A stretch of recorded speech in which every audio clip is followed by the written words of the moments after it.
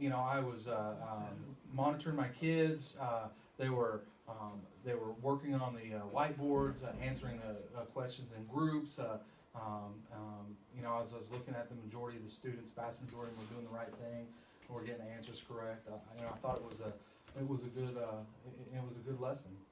I have to tell you that I was really impressed when we came in, that your kids were on task, you were ready to go, you had your bell work up, and your students had their INVs out, and they were busy working, and that was really impressive when I came in. I appreciate that. That's one of our procedures that we have in place to help things flow smoothly in the classroom. We talk about those consistently in our PLCs.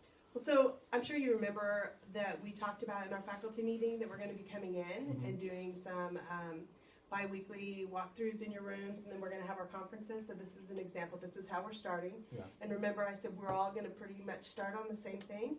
And one of the problems and practices that we have identified as administrators in our building that we're having difficulty with is the usage of learning goals and learning scales and learning targets.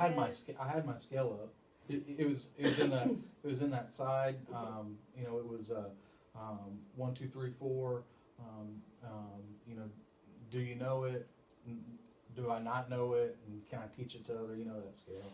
Right, the one we call a temperature check. Yeah. I think those are great. I love using those, especially when I'm teaching. It gives me a real quick temperature check of how kids are doing. But when I'm talking about your learning goals, I'm talking about the embedded ones, the ones that you're planning together with your team that relate to your chunk of learning, your unit. Oh yeah. Your team's making. I've seen those from your team. Yeah, Making them, yeah. right? We have those. Yeah. What I've seen from your math team is that you guys are writing together your learning goals. You're creating those scales and rubrics. Yes, that's correct. And you're creating trackers. Yes. For by standard, and you're having your ICANN statements, your target statements for your daily lessons, correct? Yes, we have the ICANN statements. Okay. Yes. So I'm seeing different components. When I go into different classes, I'm seeing all of those components. What I did notice in your class, though, is that parts were missing. What parts were missing? So I saw your temperature check, but I did not see the embedded scale that's with your learning goal or unit. Are students putting those in their notebook? Are you posting those? How are you getting that? We talk about it in PLC time, and we talk about what we want. I just really I haven't shared that with students. And has anyone ever talked to you about the importance, what the research says about the students using that, not just teachers? No. I don't understand the research behind it. I don't know when was the last training. Did I miss the last training that we had on content scales and rubrics? You know what? I'm not exactly sure. My years run together, but let me go ahead and tell you right now. Okay.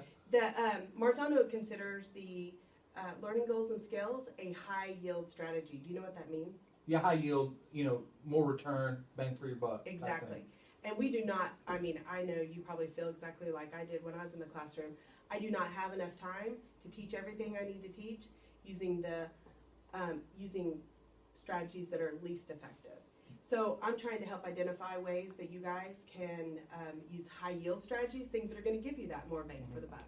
And even though this may seem monotonous to you, the research shows that when kids know what they're learning and what's expected of them, and how they can go from beginning to expert, that it really does help them with their learning. It gives them a way to store that information and what they're learning. Like when you think about when you're in college, more you get those rubrics, you know what's expected of your learning, whether it's on an assignment. Now I'm not talking about the rubrics on assignments, even though that I love those. I'm talking about this chunk of learning. So like, how many days do you usually have a unit?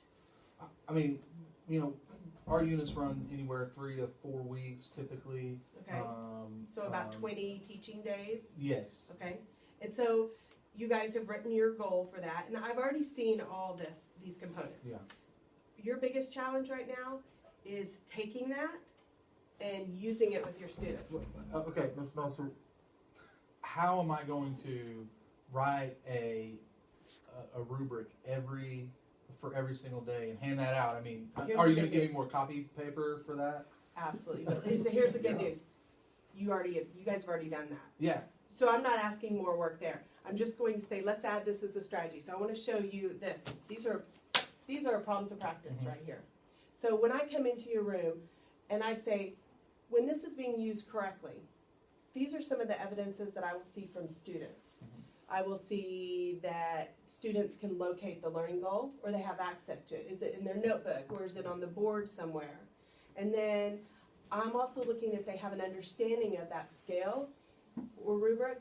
That's the same thing, whether we're calling it a scale or calling it a rubric. Whether they have an understanding and they understand how that relates to what you are up there teaching them. They correlate and they get that. Mhm. And then, is it used? So like when it's used, kids know exactly what we're talking about when we come in and ask them questions. It's right here in my notebook, or it's over here. It's not just something that's posted to make Mrs. Messer happy when she comes in the room. Yeah. Okay, and then that scale that you guys have already created, that it's content embedded. Temperature checks are great. You're going to use those all the time.